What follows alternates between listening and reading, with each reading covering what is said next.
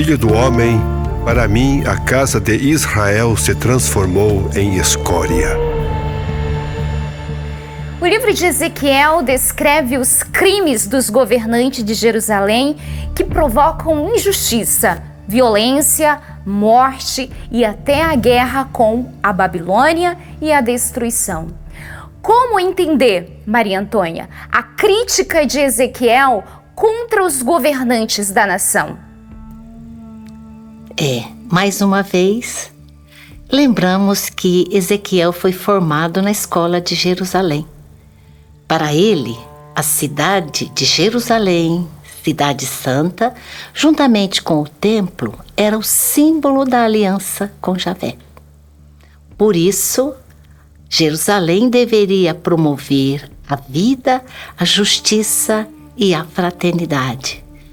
Porém, a cidade, considerada santa, se tornou lugar de morte e de injustiças, chegando a ser chamada de a cidade sanguinária. E quem eram os responsáveis pelos crimes? Exatamente os governantes que deveriam cuidar do povo. Chefes, oficiais, sacerdotes, profetas, donos de terra. Seus chefes parecem leões que, rugindo, estraçalham suas presas.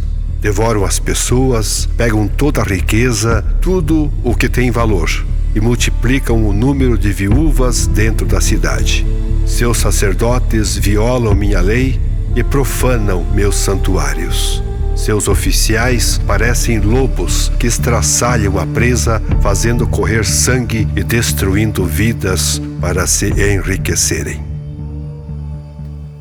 Então, os governantes, movidos pela cobiça, poder e busca de riquezas, aliaram-se ao Egito e a outras nações vizinhas, acumulando riquezas e contratando forças e equipamentos para a guerra, assumindo certas práticas idolátricas do Egito e de outros aliados.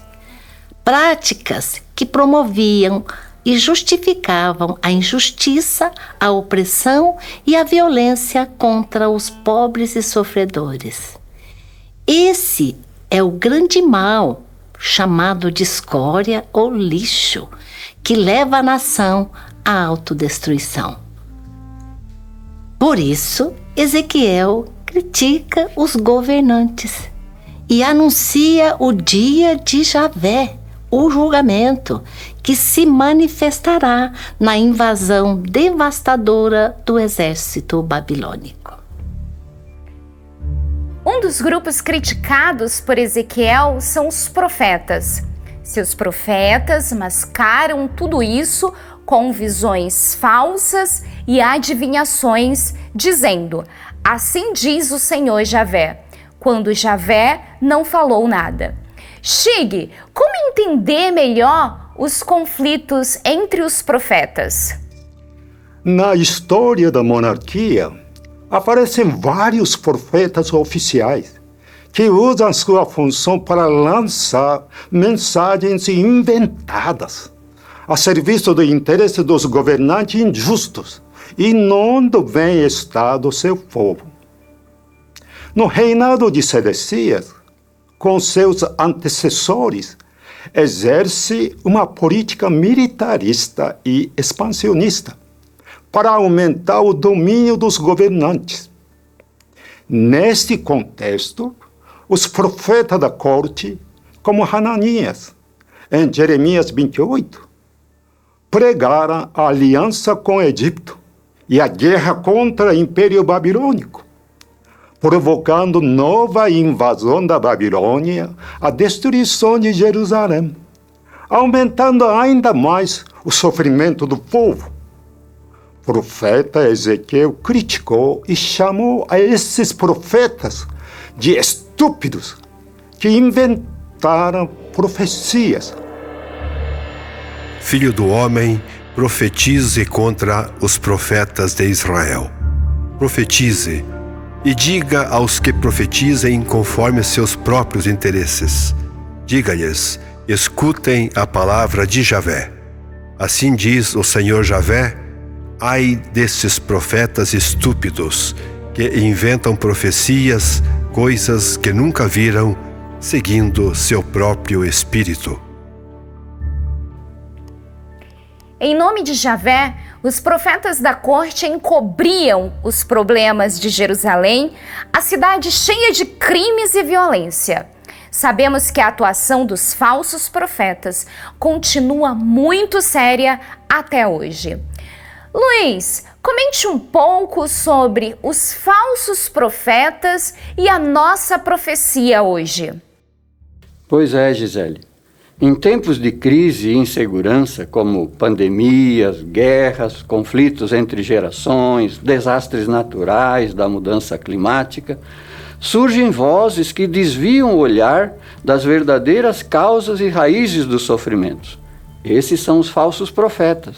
Eles fazem as pessoas fragilizadas acreditarem que questões morais, culturais, ideológicas são as causas da insegurança no trabalho, do risco de desemprego, dos salários insuficientes para viver, do aumento de consumo de remédios, drogas, do número de pessoas com câncer, ansiedades, intolerâncias alimentares, pânicos, estresse, tantas outras coisas, dores corpóreas e psíquicas, que hoje está generalizado entre a nossa população.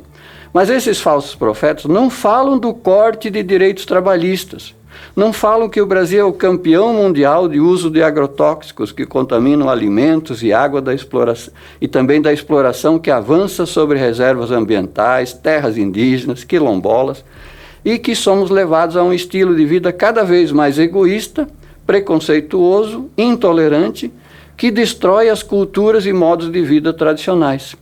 Não falam também que seguimos um modelo de desenvolvimento adoecedor e suicida.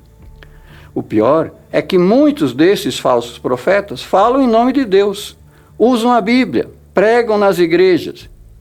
Que Deus é esse que se escandaliza mais com amor entre duas pessoas do mesmo sexo do que com a morte de quase 1 milhão de pessoas na pandemia? Que Deus é esse que apoia o armamento da população, que não se importa com a fome das pessoas na rua, com o feminicídio, o genocídio de jovens, pobres, negros nas periferias?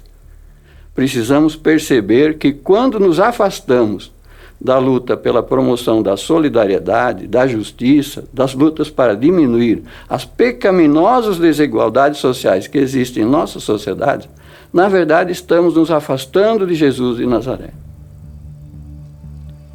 Quem são esses falsos profetas de hoje? Qual é o rosto de Deus que nós comunicamos para as pessoas que estão ao nosso redor? O que nós sabemos sobre Jesus de Nazaré? Como é que nós e nossas comunidades colaboramos para a construção de uma sociedade da verdade, da justiça e da paz?